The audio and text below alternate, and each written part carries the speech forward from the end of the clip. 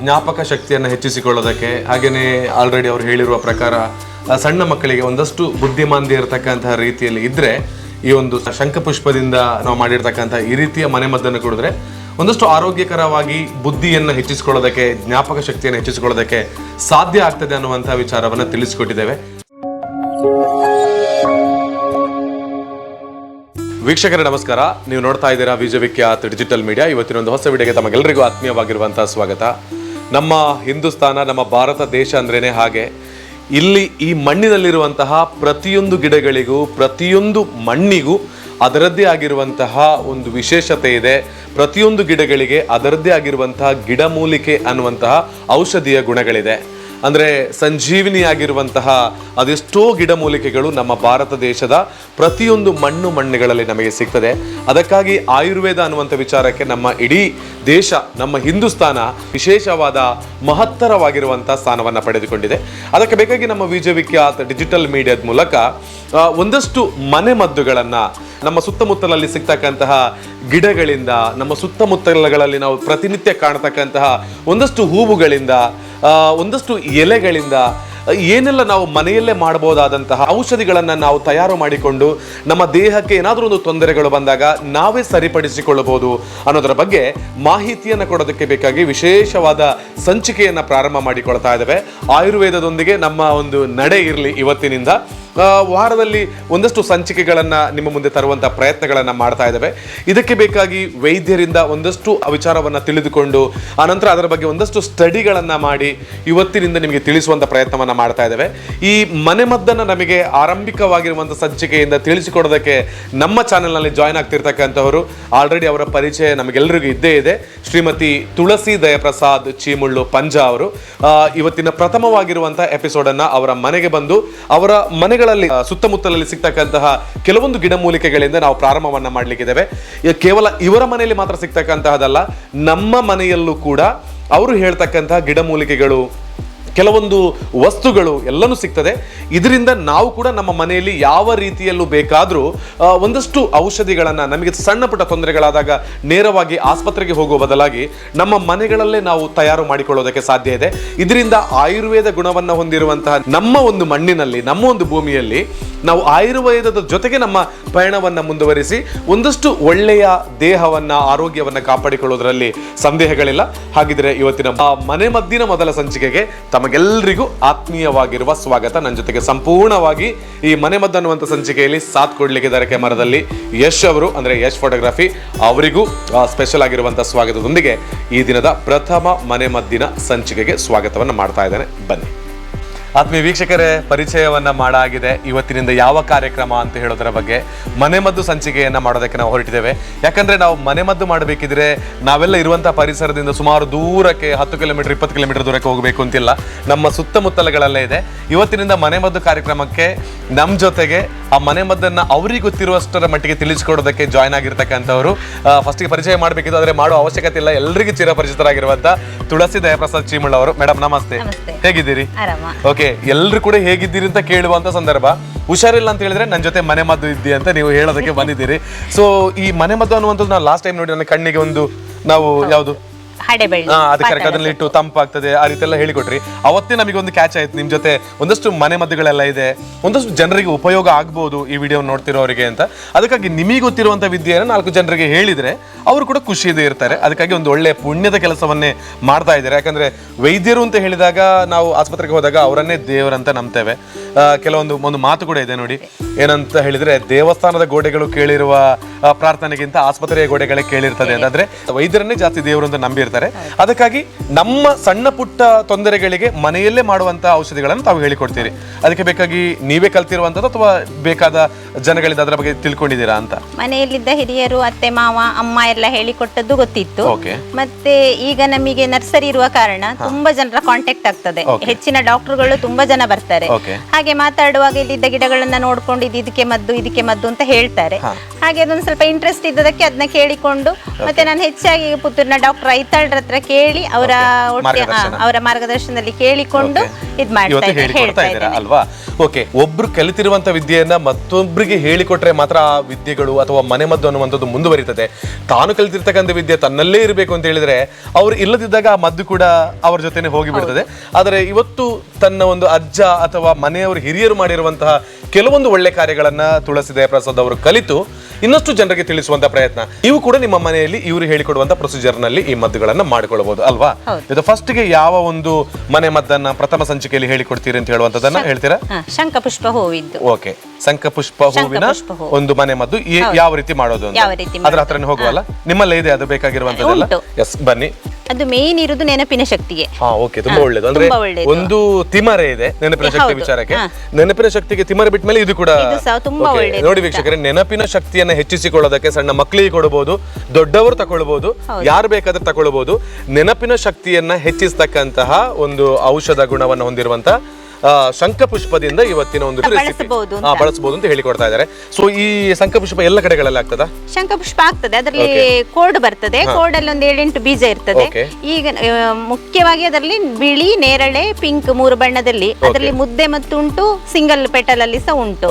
Online ಅಲ್ಲಿ ಬೀಜ ಕೂಡ ಸಿಗ್ತದೆ ಬೇಕಾದ ಹಾಗೆ. ಶಂಖಪುಷ್ಪ ಅಂತ ಹೇಳಿದ್ರೆ ಆನ್ಲೈನ್ ಸಿಗ್ತದೆ ಅಲ್ವಾ. ಮತ್ತೆ ಅದು ಎಲ್ಲಿ ಬೀಜ ಹಾಕಿದ್ರು ಕೂಡ ಚೆನ್ನಾಗಿ ಬೆಳೀತದೆ. ಅಂದ್ರೆ ಬಳ್ಳಿಯಲ್ಲಿ ಬರುವಂತದ್ದು, ಬಳ್ಳಿಯಲ್ಲಿ ಸಪೋರ್ಟ್ ಬೇಕು ಒಂದು. ಓಕೆ, ಇವಾಗ ಅದನ್ನ ನಾವು ಆಯ್ದುಕೊಳ್ಳುವಲ್ಲ. ಎಸ್, ಬನ್ನಿ. ನೋಡಿ, ಶಂಖಪುಷ್ಪಗಳು 2-3 ಕಲರ್ ಅಲ್ಲಿ ಬರ್ತದಲ್ಲ.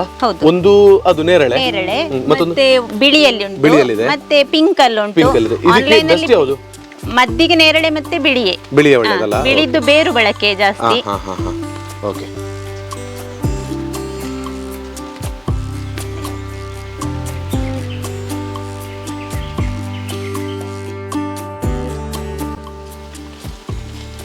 ಶಂಖಪುಷ್ಪ ಹೂನ ಬಳಸಿಕೊಂಡು ಜ್ಯೂಸ್ ಮಾಡುವ ಹಾಗೆ ಜ್ಯೂಸ್ ಮಾಡಲಿಕ್ಕೆ ಹೂ ಕೊಯ್ಕೊಳ್ತಾ ಇದ್ದೇನೆ.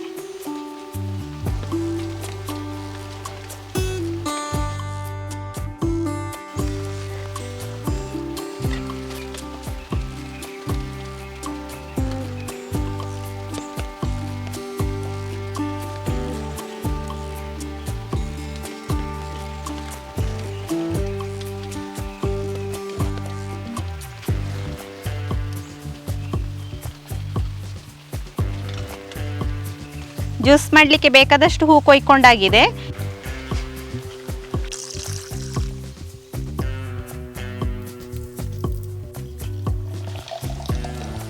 ಜ್ಯೂಸ್ ಮಾಡಲಿಕ್ಕೆ ಈಗ ಒಂದು 7-10 ಶಂಖಪುಷ್ಪ ಹೂ ತಗೊಂಡಿದ್ದೇನೆ. ಸಕ್ಕರೆ ಒಂದು 1.5-2 ಸ್ಪೂನ್ ಬೇಕಾದಷ್ಟು ಸಿಹಿಗೆ, ಮತ್ತೆ ಲಿಂಬೆ ಹುಳಿ ಹಾಕಿದಾಗ ಒಂದು ರುಚಿ ಬರ್ತದೆ, ಮತ್ತೆ ಜ್ಯೂಸ್ ಒಂದು ಬಣ್ಣ ಚೇಂಜ್ ಆಗೋದನ್ನು ಸಹ ನೋಡ್ಬೋದು. ಇದರಲ್ಲಿ ಔಷಧೀಯ ಗುಣವನ್ನು ಹೊಂದಿರುವ ಶಂಖಪುಷ್ಪ ಜ್ಯೂಸನ್ನು ಮಾಡುವ. ಫಸ್ಟಿಗೆ ಈ ಹೂವಿನ ತೊಟ್ಟು ತೆಗೆದು ಗ್ಲಾಸಿಗೆ ಹಾಕ್ಕೊಳ್ಳುವ. ಈ ಹೂವನ್ನು ಮಂದಬುದ್ಧಿಯ ಮಕ್ಕಳಿಗೆ 1 ತಿಂಗಳವರೆಗೆ ಕೊಟ್ಟರೆ ಒಳ್ಳೆ ರಿಸಲ್ಟ್ ಸಿಗ್ತದೆ ಅಂತ ನಮ್ಮ ಮನೆಗೆ ಒಂದು ಕಾರ್ಕಳದಿಂದ ಒಬ್ಬರು ನರ್ಸರಿಗೆ ಕಸ್ಟಮರ್ ಬಂದಿದ್ರು, ಅವರು ಹೇಳಿದರು. ಮತ್ತು ಫಿಡ್ಸಿಗೆ ಬಿಳಿ ಶಂಖಪುಷ್ಪ ಉಂಟು, ಅದರ ಬೇರನ್ನು ಗುದ್ದಿ ಕುದಿಸಿ ಕುಡಿಲಿಕ್ಕೆ ಕೊಡೋದು ಪ್ರತಿದಿನ ಬೆಳಿಗ್ಗೆ ಹಸಿ ಹೊಟ್ಟೆಗೆ. ಮತ್ತು ದಪ್ಪ ಬೇರು ಸಿಕ್ಕಿದ್ರೆ ಆ ಬೇರನ್ನು ಜೇನಲ್ಲಿ ಅರ್ದು ಕೊಟ್ಟರೆ ಇಫೆಕ್ಟ್ ಜಾಸ್ತಿ ಕುದಿಸಿ ಕುಡಿಯುವುದಕ್ಕಿಂತ. ಈಗ ಹೂಗಳನ್ನ ಹಾಕಿ ಆಯಿತು, ಇದಕ್ಕೀಗ ಬಿಸಿನೀರು ಸೇರಿಸ್ತಾ ಇದ್ದೇನೆ.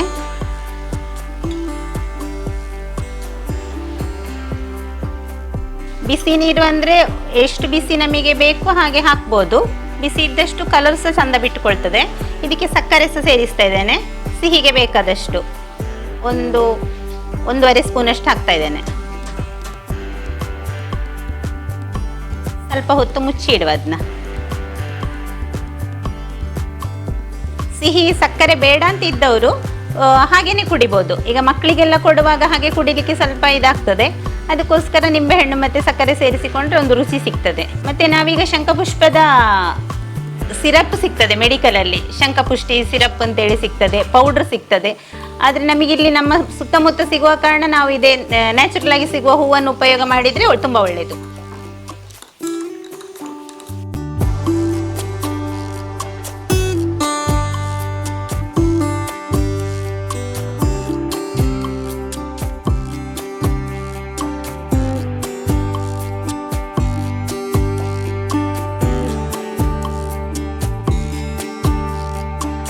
ಇನ್ನು ಇದರಿಂದ ಈ ಹೂವನ್ನು ತೆಕ್ಕೊಳ್ಳುವ.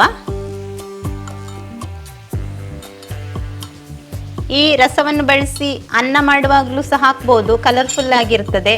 ಆ ರೀತಿಯಲ್ಲಿ ಸಹ ನಮಗೆ ಇದು ಮಾಡ್ಲಿಕ್ಕೆ ಆಗ್ತದೆ, ಹೂವನ್ನು ಬಳಕೆ ಮಾಡ್ಬೋದು. ಇದಕ್ಕೆ ನಿಂಬೆಹಣ್ಣು ರಸ ಹಾಕ್ತೇನೆ ಈಗ.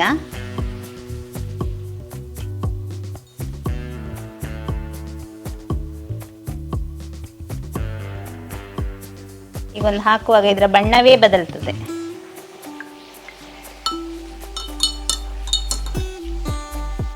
ನೀಲಿ ಇದ್ದದ್ದು ನೇರಳೆ ಬಣ್ಣಕ್ಕೆ ತಿರುಗಿತ್ತು.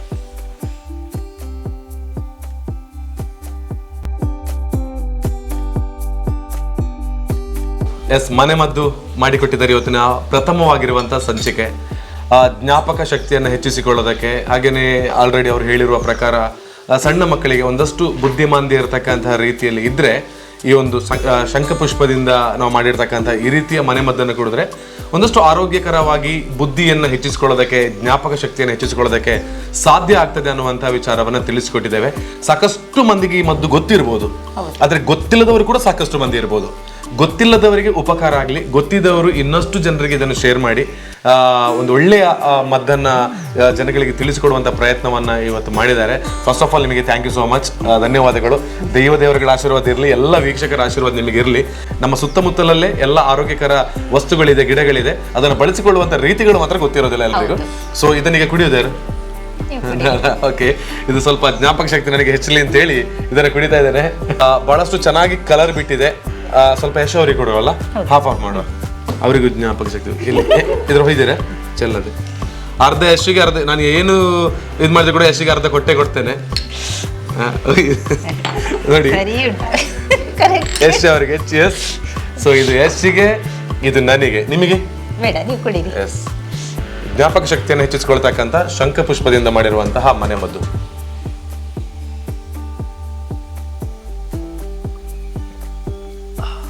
ಚೆನ್ನಾಗಿದೆ. ಆ್ಯಕ್ಚುಲಿ ಇದು ಮದ್ದಿನ ಪ್ರಕಾರ ನಾವು ಕುಡಿಬೇಕು. ಒಳ್ಳೆ ಬಿಸಿಯಾಗಿ ನಿಂಬೆಹಣ್ಣಿನ ಪರಿಮಳ ಜೊತೆಗೆ ಸಕ್ಕರೆ, ಲೈಟಾಗಿ ಸಕ್ಕರೆ. ಸೊ ನಿಜವಾಗ್ಲೂ ಚೆನ್ನಾಗಿದೆ. ಚೆನ್ನಾಗಿದೆ ಅಂತ ಹೇಳಿ ಕುಡ್ದದಲ್ಲ ನಾನು, ಒಂದಷ್ಟು ಅದು ಔಷಧೀಯ ಗುಣ ಅಂತ ಹೇಳಿ ನಾನು ಇವತ್ತು ಕುಡ್ದದ್ದು. ಸಾಕಷ್ಟು ಮಂದಿಗೆ ಹೆಲ್ಪ್ಫುಲ್ ಆಗಿರ್ಬೋದು ಇದು. ಸೊ ನೋಡಿ, ನಿಮ್ಮಲ್ಲೂ ಕೂಡ ಆಯ್ದುಕೊಳ್ಳುವಾಗ ಒಂದು ಒಳ್ಳೆಯ ಗಿಡಗಳಿಂದ ಶಂಖಪುಷ್ಪವನ್ನು ಆಯ್ದುಕೊಳ್ಳಿ. ಇಲ್ಲಾಂದ್ರೆ ನಮ್ಮ ಮನೇಲಿ ಇಲ್ಲ ಅಂದರೆ ಆ ಕಡೆ ಈ ಕಡೆ ಮನೇಲಿ ಇರ್ಬೋದು, ಕೊಡ್ತಾರೆ. ಅದಿಲ್ಲದ್ರೆ ಕೂಡ ಆನ್ಲೈನಲ್ಲಿ ಕೂಡ ಎಸ್ ನೋಡಿ, ಅದರ ಬೀಜ ಈ ರೀತಿ ಇದೆ. ಅದೇ ಬಳ್ಳಿಯಲ್ಲಿ ಅದರ ಬೀಜಗಳೆಲ್ಲ ಬರ್ತದೆ. ಸೊ ತಗೊಳ್ಬಹುದು. ಬೀಜ ಬಿದ್ದಲ್ಲೆಲ್ಲ ಗಿಡಗಳಾಗ್ತದೆ. ನಾವು ಎಷ್ಟೋ ಮಂದಿ ಅದನ್ನು ಕಡಿದೆಲ್ಲ ಬಿಸಾಡ್ತಿರ್ತೇವೆ, ಆದರೆ ಕಡಿದು ಬಿಸಾಡಿದಂತಹ ಗಿಡದಲ್ಲೂ ಕೂಡ ಔಷಧಿಯ ಗುಣ, ಜ್ಞಾಪಕ ಶಕ್ತಿಯನ್ನು ಹೆಚ್ಚಿಸ್ತಕ್ಕಂಥ ಗುಣ ಇದೆ ಅಂತ ಹೇಳುವಂಥದ್ದು ಇವತ್ತು ನಮಗೆ ಗೊತ್ತಾಗಿದೆ. ಸೊ ಬಹಳ ಒಳ್ಳೆಯ ಮಾಹಿತಿಯನ್ನು ಕೊಟ್ಟಿದ್ದೀರಿ. ಥ್ಯಾಂಕ್ ಯು ಸೋ ಮಚ್ ನಿಮಗೆ. Okay, welcome. ಈ ವಿಡಿಯೋ ಇಷ್ಟ ಆದರೆ ನೀವು ಲೈಕ್ ಮಾಡಿ, ಶೇರ್ ಮಾಡಿ, ಹಾಗೆ ಸಾಕಷ್ಟು ಜನರಿಗೆ ತಲುಪೋದಕ್ಕೆ ಸಹಕಾರವನ್ನು ಕೊಡಿ ಅಂತ ಹೇಳಿಕೊಳ್ಳೋದಾ ಈ ವಿಡಿಯೋ ನೀವು ಇಲ್ಲಿಗೆ ಎಂಡ್ ಮಾಡ್ತಾ ಇದ್ದೇನೆ. ಸೊ ಮತ್ತೊಂದು ಹೊಸ ಸಂಚಿಕೆ ಮುಂದಿನ ವಾರ ಮತ್ತೊಂದು ಮನೆಮದ್ದಿನೊಂದಿಗೆ ಇವರನ್ನೇ ಭೇಟಿ ಆಗ್ತೇನೆ. ಸೊ ಅದುವರೆಗೆ ವಿಡಿಯೋದಲ್ಲಿ ಸಾಥ್ ಕೊಟ್ಟಿರುವಂಥ ಯಶ್ ಅವರಿಗೆ, ಹಾಗೆ ನನ್ನ ಪಕ್ಕದಲ್ಲಿ ಕೂತು ಸಾಥ್ ಕೊಟ್ಟಿರುವಂಥ ಸಾನಿಕಾ ಅವರಿಗೆ, ಎಸ್ಪೆಷಲಿ ತುಳಸಿ ದಯಾಪ್ರಸಾದ್ ಅವರಿಗೆ ಧನ್ಯವಾದದೊಂದಿಗೆ ವಿಡಿಯೋ ಎಂಡ್ ಮಾಡ್ತಾ ಇದ್ದೀನಿ. See you next video. Thank you. Bye bye.